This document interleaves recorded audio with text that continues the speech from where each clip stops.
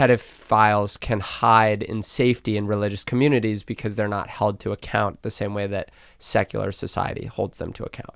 Because in a Hasidic community, to admit that an influential rabbi is a pedophile, or in the Catholic Church to admit that an influential priest is a pedophile, is to fundamentally shake the fabric of the community, because religious leaders hold a lot of power. And so to watch them have a fall from grace imbues the entire community with a sense of doubt and chaos. Yes, and all of those things. And I'm just saying, I don't think, especially if you're born into a community, right? Mm-hmm.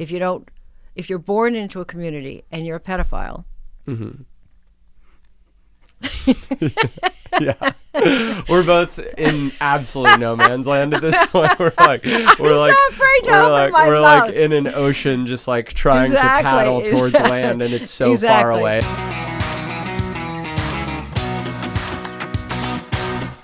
Welcome back. Hi, Lucas. To Nice Mommy to see Issues you. with me and my mom. Yeah, I'm your anything mom. you want to plug? Yeah, I'd like to plug the fact that I think I should go solo on this podcast. Oh God, this is your new thing. You want money every time. No, First of all, I don't want money. I just think I think you're holding me back. Can I say this? Yeah. We record 2 episodes every 2 weeks at the same time. Mm-hmm. I'm not wearing the same outfit as a week ago. Vanity. You changed I did, because for the first time. You were worried about having 2 episodes where you're wearing the same outfit. Yeah. Do you see how quickly the entertainment stuff goes to someone's head? I'm the normal one. You're the one bringing outfit changes to the podcast. Do you have to out me that way? That's rude. Well, I don't know, because you've made me look like a slob. No, it just looks like you like that T-shirt so much you wore it 2 weeks in a row. Yeah, but every 2 episodes I'm wearing the same outfit. So it looks like I'm an insane guy. No, it looks like you like that same T-shirt. You probably wash it after every wearing and then put it back on the next day. No, I have closed purgatory. We've talked about this. Wait, what was that? I have a closed purgatory. What is a closed If purgatory? I wear a T-shirt that I don't sweat in, yeah, I put it in a purgatory state, not back on the shelf and not in the laundry. We have not discussed this. I think we have. Really? Yeah, but a while ago, like one of the ones we recorded like a year ago. Okay, so remind me what this is. I have a purgatory state for clothing that I haven't sweat in, but I have worn. It's not exactly clean, and it's not exactly dirty. Do you wear it again without washing it? I always tell myself I'm going to, and realistically, by the time I get to laundry day, it's usually still on the floor, and then I just put it in the laundry. So why not just put it in the laundry? Because I have hope. What? Hope springs eternal. What kind of hope? That I will wear it. Like, the times when I do wear it are when one of 2 things happens. One is I wake up dirty. How do you wake up dirty? By going to bed dirty. How do you go to bed dirty? By not showering before bed when I need to. What happens to the sheets? It's just like my job is kind of weird because I complicated. sweat, but it's not like a workout. But there are times, especially if I have a bad set, where I sweat a fair amount. But then I get home late and I'm like, ugh, I don't want to shower right now. But I'm not clean. Not clean. Like a lot of time, like yesterday, I worked out really early in the day. I worked out at like 10 a.m., which is for me very early in the day. That is early, yeah. And then I showered at like 11:30 a.m. Okay. But that was my only shower of the day. So by the time I went to bed, I had all the day on me plus a set where I sweat. Then I went to bed. Then I woke up this morning. Did you shower this morning? No. Oh, shit. You're So sitting across from me dirty? I'm going on Yeah. 59, 60, 24 hours, no shower. Okay, go ahead. And so this would have been a perfect day to wear not purgatory exactly, shirt. yeah, a purgatory outfit. Right. So I had my socks in purgatory and I put them back on this morning, the ones that I wore yesterday. And why didn't you take a purgatory shirt? Because I smelled it and it smelled a little more than purgatory. Did you put it in the laundry? Yeah. Or you didn't leave it in purgatory? No, if it smells bad, like if I decide it's dirty, it's dirty. But So the problem why is, not just smell it when you take it off and either put it back in I the wanted closet? to let it marinate overnight to see if some of the smell fell off of it in the night. I don't think it's a secret that you go to therapy, correct? Mm-hmm. I think you should discuss this purgatory issue with your therapist. I think because he and I have bigger fish to fry. I don't know about this. Could be emblematic of something deep-seated that you maybe should be working out. Okay. Well, Okay? Because how many things are in purgatory? not too much. Okay. One outfit at a time. Oh, okay. Okay. Yeah. Got it. It just gives me, it's like, or if I want to Optionality? go to the gym, right? Mm-hmm. If I want to go to the gym today, I hope I have time. We'll see. I'll probably wear this shirt to the gym because I wore it while dirty I'm dirty. The shirt was clean until it got on me. And now this it's shirt dirty. is dirty. So I'm not wearing this shirt to work tonight. okay, so because just so it's I dirty. fully understand. Yeah. If you were to go home and not go to the gym, where would you put that shirt? In the dirty laundry This one or in today? the purgatory pile? No, it's dirty because I'm dirty. Got it. Okay.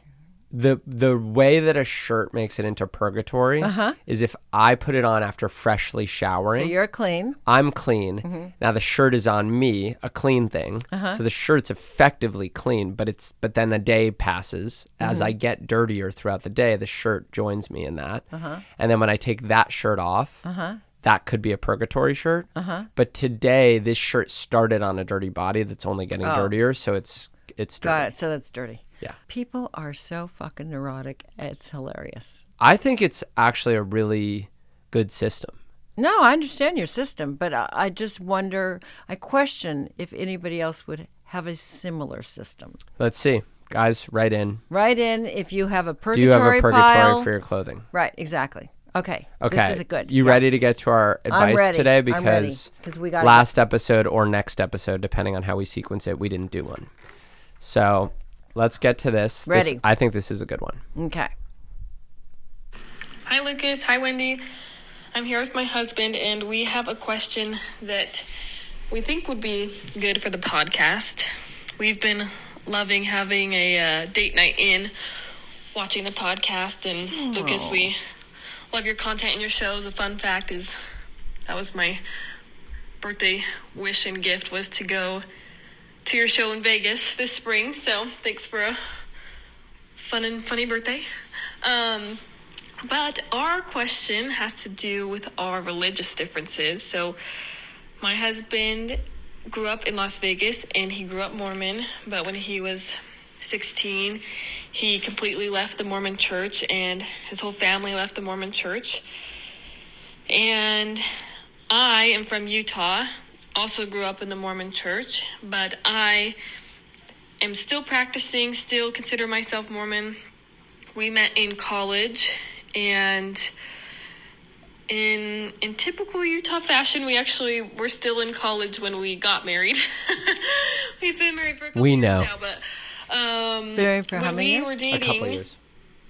and kind of coming to the point or the turn in the relationship where you decide if it's really going to be serious or not, we had to have 2 weeks in. those tough conversations about our religious differences and see if it was something that we really wanted to take on in our relationship and a one-day family. And we both decided that we were in, and we've took on those differences, and I think we have grown so much into what it was before. It was definitely a hard topic to talk about, and it was really scary to talk about our differences and feel so serious about the relationship. But now I would say it's one of our greatest strengths, and we both feel very confident in our independent views, and we have great conversations about it. We love talking to each other about our differences just over dinner and all of that. So it's great for us now, but I think a challenge is going to be raising kids, being that we have such polar opposite religious views. So what my question is what do you guys recommend as far as parenting goes, given those religious differences? Because I think if I were a kid growing up with an agnostic parent and a Mormon parent, that would feel pretty confusing. So we'd love to hear any advice you have to share. Thanks. I love this question. It's a good question, It's right? a great question.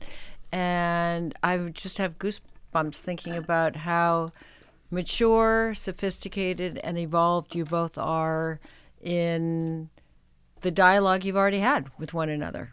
Yeah, it's really interesting to come from like a family where you've stayed in the Mormon Church and your husband is right.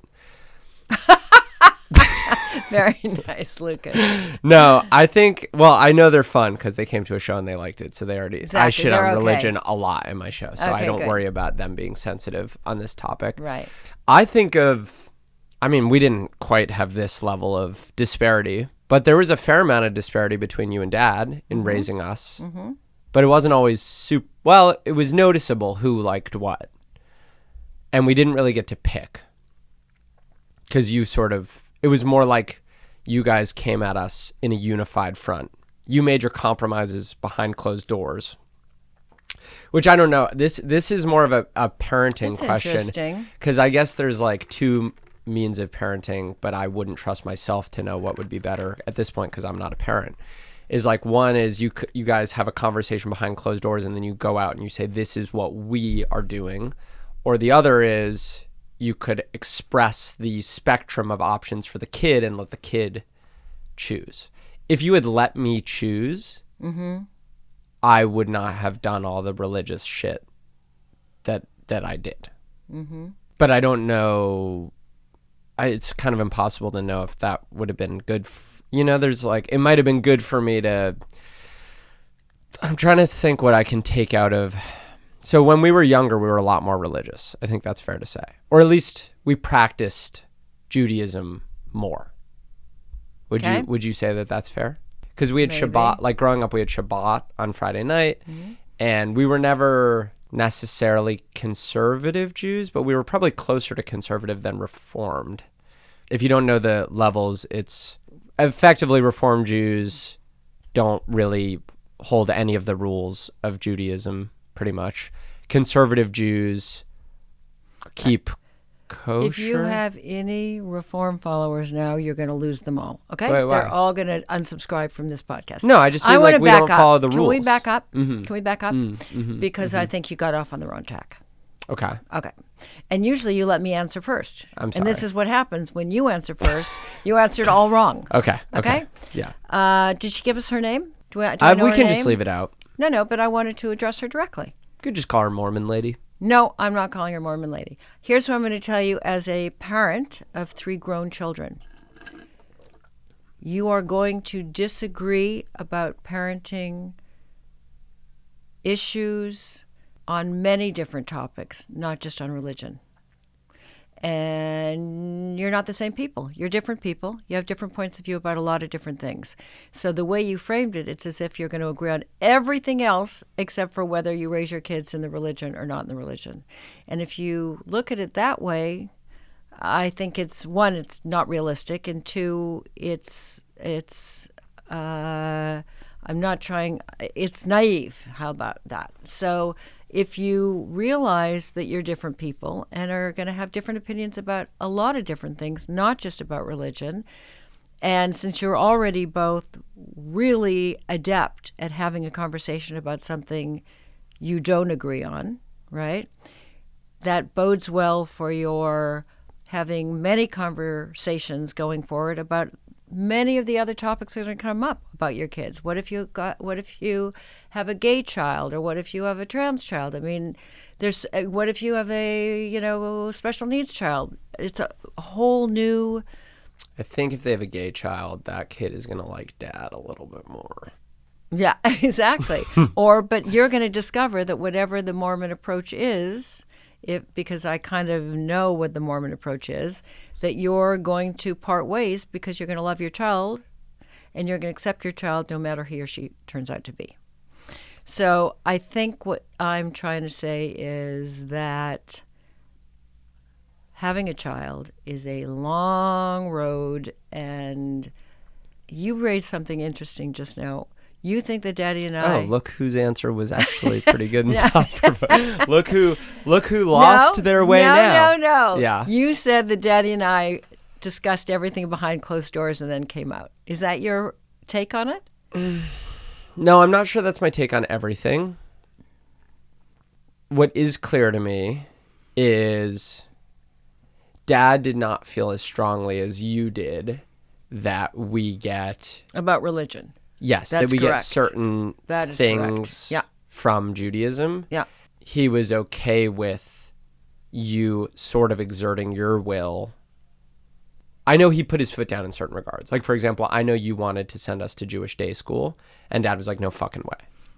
And thank God. Thank God.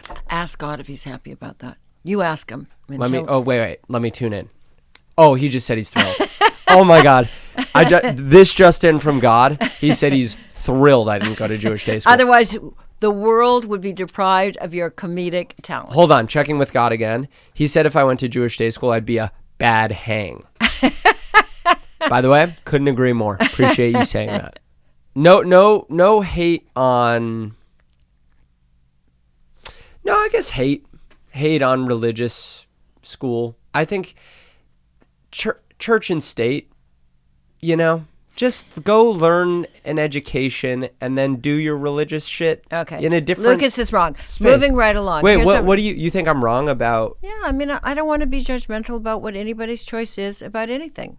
I just think if you're religious, if you're religious, yeah, you should add religious school to your curriculum. Mm-hmm. I think religion should stay out of schools, personally. I one way or went the other. to a Jewish day school for 9/10 of my education up until college. And look at you now. Look at you now. Look at me now, Luke. You're Look at me arguing now. on behalf of religious school. I'm saying that I got a really good education and I went to a Jewish day school. So the two are not mutually exclusive. What is a square root? But here's what I'm square going to say. root is when you have a latke and you take, that's probably what your answer was going to be. My husband and I, Yeah. your father, Yes. at some point consulted a child therapist about one of our children. I won't say who. And they gave us advice, which I found extremely helpful. Because conventional wisdom is that your parents are always supposed to present a united front.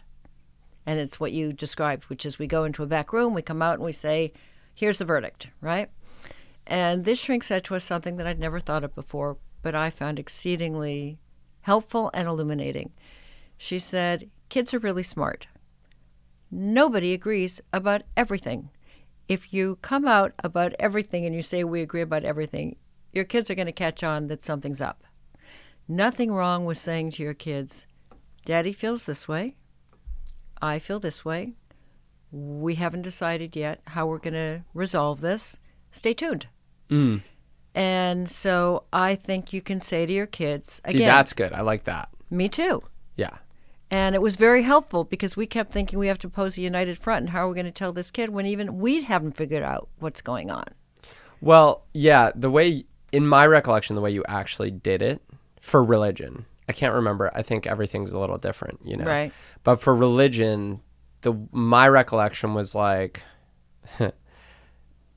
Dad's approach, knowing that you were sort of the one winning. So I never knew about like Jewish day school. I just went to the school I went to. I didn't, but like I would go to Hebrew school after school, and I didn't want to go to Hebrew school. And the only reason why I didn't want to go to Hebrew school was a waste of my time. I was hungry. Farts. We talked about this. I would fart a lot. I would try to sneak in a bacon, egg, and cheese. They didn't like that, and then they would rant to me about Israel for 6 hours and how we were under attack. Yada yada yada.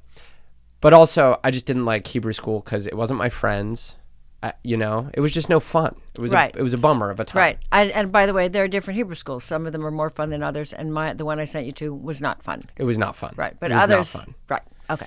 Yeah, I don't know about others. I'm not saying all Hebrew schools aren't fun, but this one was a bummer. Okay. Yeah.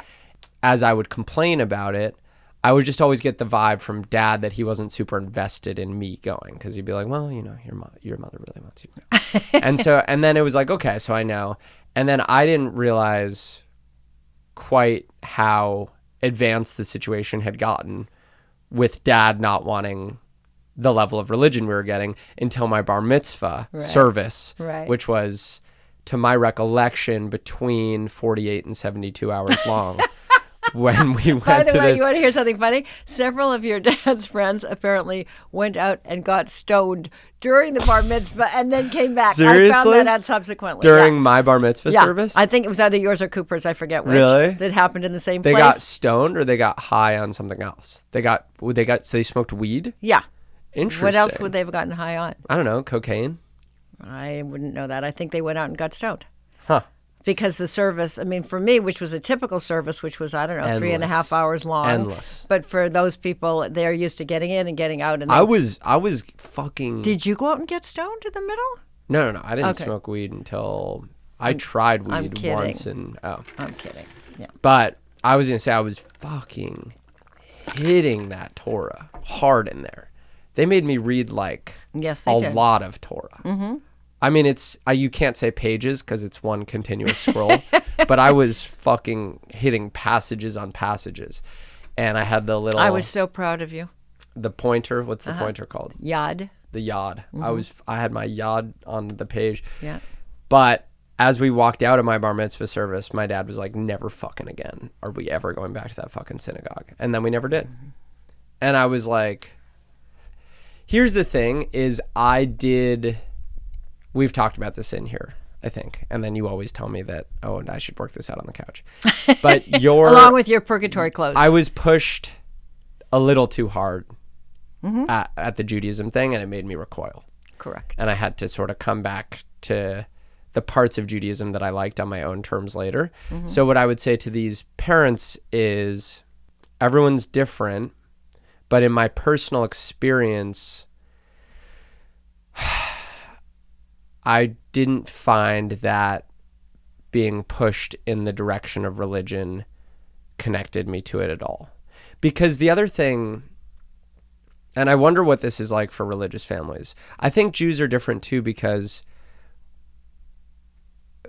and I talk about this on stage actually, but the religion is so much like, I never ever heard people really talking about God, belief, faith, connection. To me, Judaism was all about culture, like time spent together, and rules. And the culture I liked and the rules I didn't. But like, I never ever understood, like there's all these rules on, on the Shabbat. It's like you can't use electronic devices, or you can't drive, or you can't eat, a certain food. But to me, when I was learning about the rules of my religion, it was never ever connected to a spiritual feeling or to a spirit or to a connection with a higher power, which is like now my understanding of why religion is meaningful to a lot of people. Yep. As a kid, it was just rules for the sake of rules. Yep. So I never, ever understood that. So I resented rules in Judaism the same way that I resented rules in life. Like I was like, I don't want to have a curfew and I want to eat bacon. Like it's the same shit, you know? Yeah. So I don't know how that's different because I know that Judaism is kind of that way. It's why it's a religious law. It's a series of laws, right? This is what Cooper said at Passover. This was like one of the things he learned in Jew school. Jews are very bound by rule and law. I'm not sophisticated enough about other religions, but I think most religions have rules, and you follow rules. But we just don't, like, no one talks about.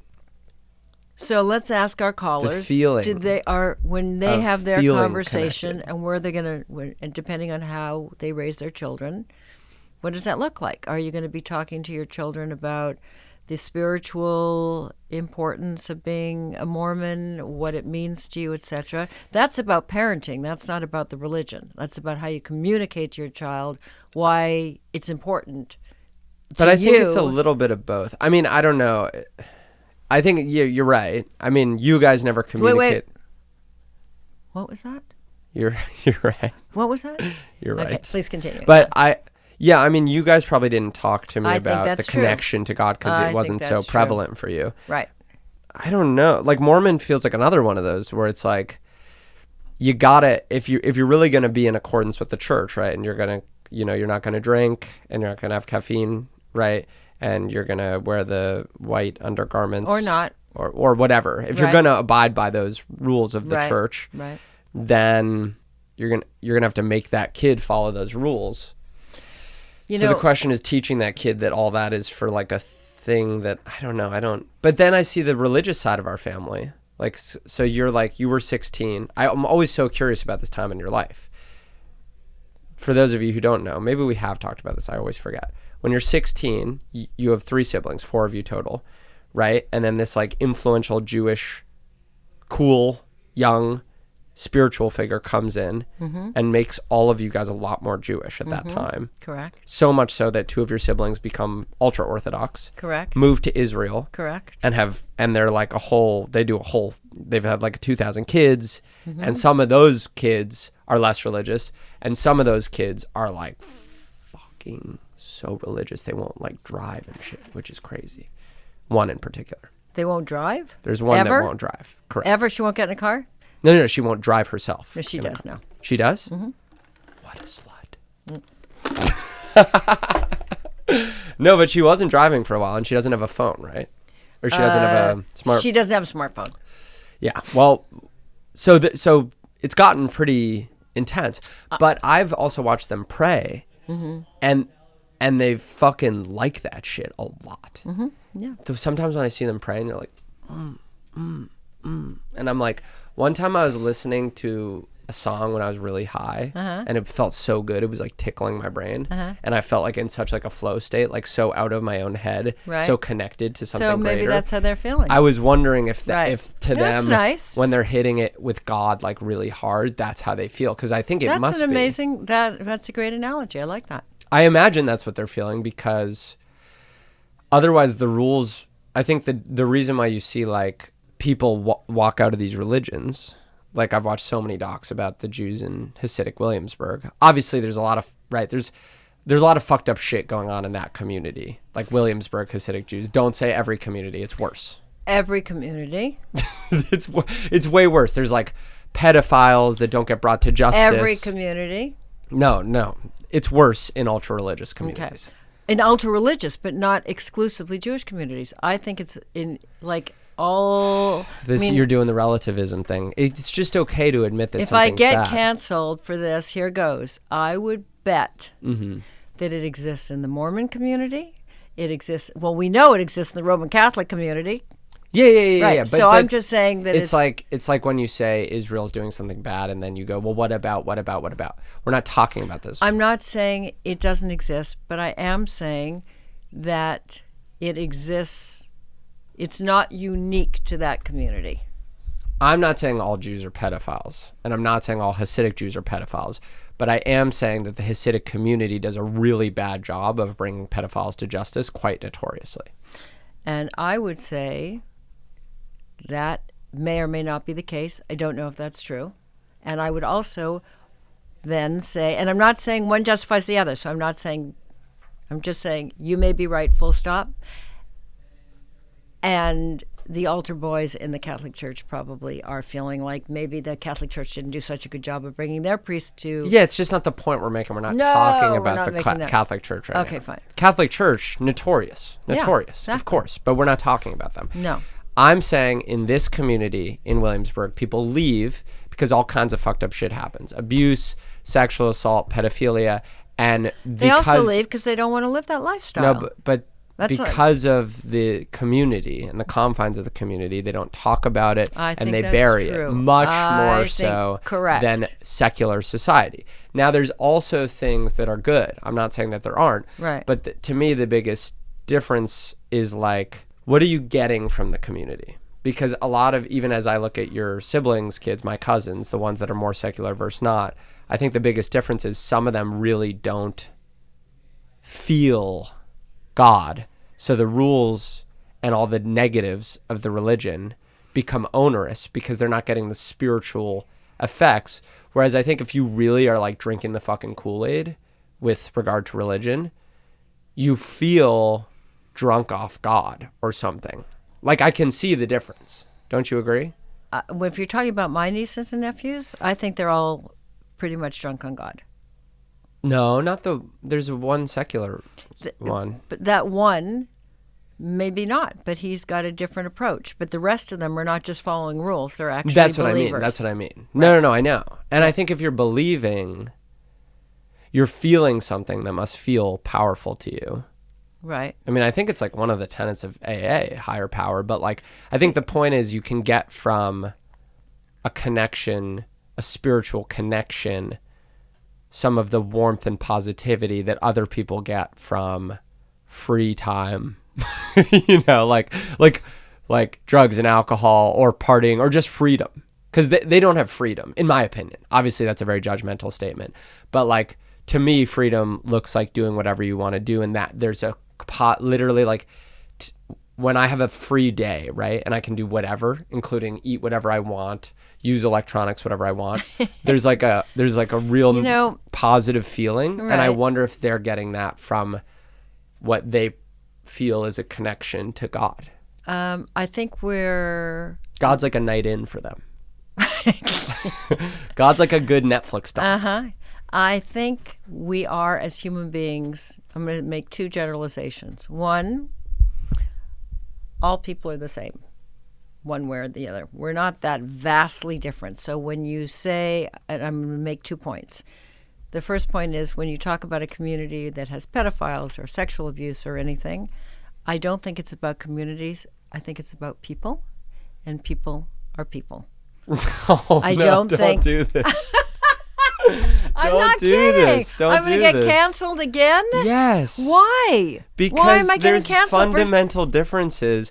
There's there's guardrails in society you need to put in place to hold people to account if they misbehave. I totally agree with that, but So, I'm just saying... when you say people are people, it's like, no, there's ultra-religious societies You think function Yeah. to silence victims. No, I'm not talking about that. That I agree with, but I'm saying, do you think, and again, maybe we can look it up, are there more, I know this is a crazy way to frame it, more pedophiles in religious communities than there are at large in the rest of the world? So my point is, Yeah, if you're a probably. pedophile, you're a pedophile because I don't know, I don't know, you're born a pedophile, are you bred a pedophile? I don't know enough about it and don't want to focus on that. But in other words, are there more murderers in a religion? I'm just saying No, but human I don't think there's more beings- murderers in religious communities. I Right. do think there's more pedophiles. Okay, I'd be curious to know that. And the reason why I think that Right. is because in ultra-religious communities, there are typically rules that involve purity and or shame. Yeah, but pedophilia is a very specific kind of sexual abuse.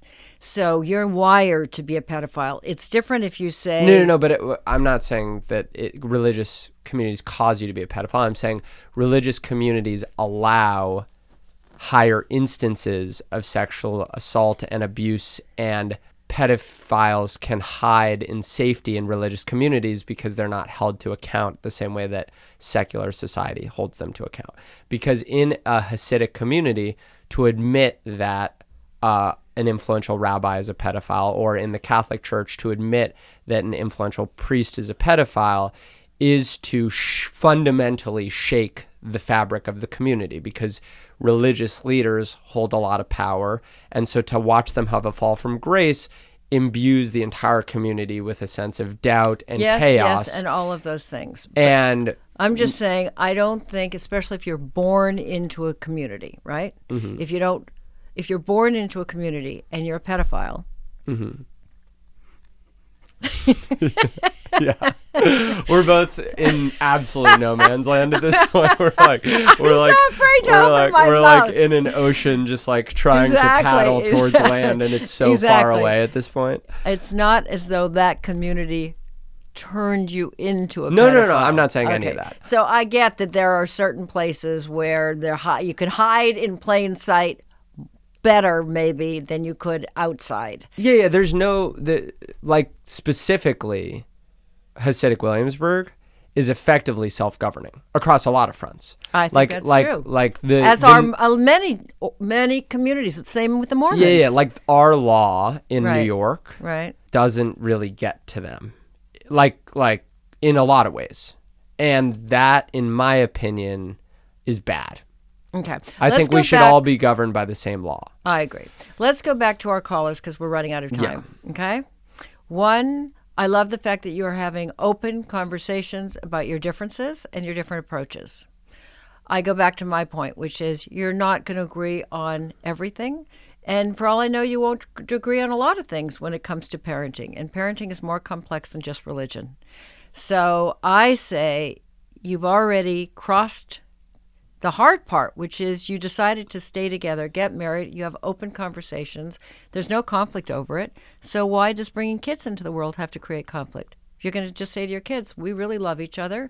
We have a different point of view about this, the same way Daddy likes a black shirt and I like a red shirt, or he doesn't like this food or I do like this food. Mm-hmm. It doesn't have to be charged. Yeah. And I think you're going to be awesome parents to this child.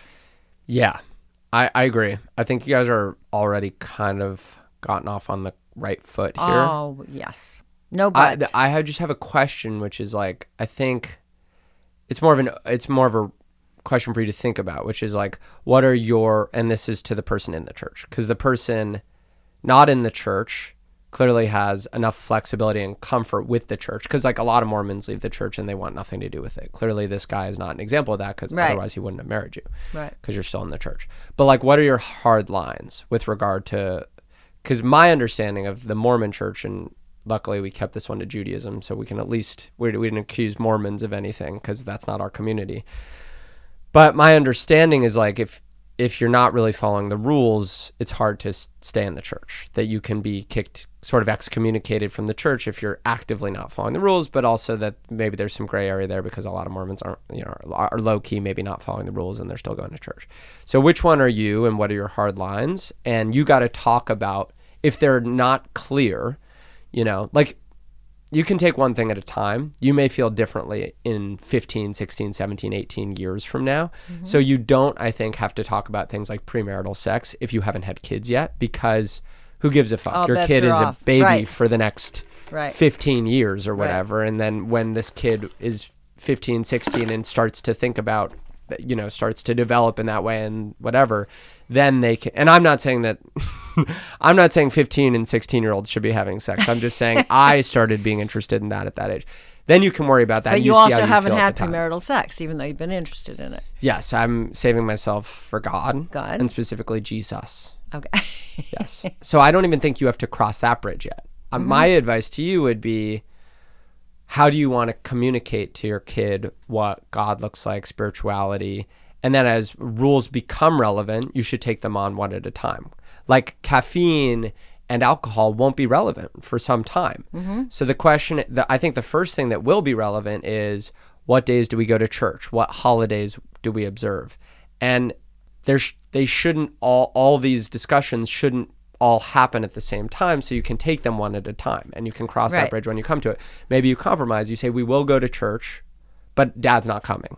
But that church is something you can do with them. Right. And then you can see, and and then they're 5 and 6 and 7, and you can see if they're interested in it. Now, admittedly, someone's going to say some shit to them at church that Dad may not be okay with. They're going to be preached to. It's funny. Cooper, his wife converted, but I think I remember Cooper saying to me, we're still going to celebrate Christmas because that was such a... Well, I'm going to celebrate Christmas in my household. There you go. So... Even though my girlfriend, if assuming we, get engaged and married, she is going to convert. Mm-hmm. But I can't take Christmas away from her. There you go. Yeah. That sums it all up. Yeah. Okay. Yeah.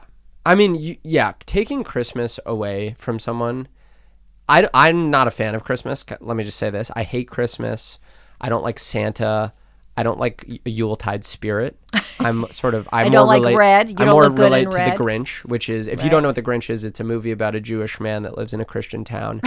But I relate to The Grinch because I'm like, I don't fucking like Christmas either, because to me, the feeling of Christmas is associated with exclusion. It's associated with a thing that seemed to bring a lot of people joy that I wasn't allowed to partake in. Oh. And that made me feel negatively towards Christmas. Therapy. Even though I should have just blamed you guys for not letting me have Christmas. Good point. I blamed Christmas for not including Jews. Okay. Which I've always said Christmas is anti-Semitic, one of the most anti-Semitic things. Okay, moving on. But what I will say is... The point is... You can't take Christmas from a Christian. The point is, you're going to live in a family where I think you're going to raise your kids Jewish, and you're going to see that they also have Christmas.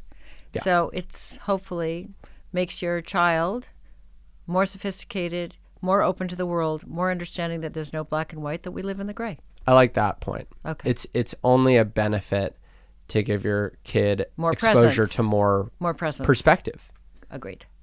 And presence. Yeah. And Christmas is great for the people that like it. And you can't take Christmas from anyone. I'm going to try, but we'll cross that bridge when we come to it. Okay. Love you. Love you. Bye. Bye.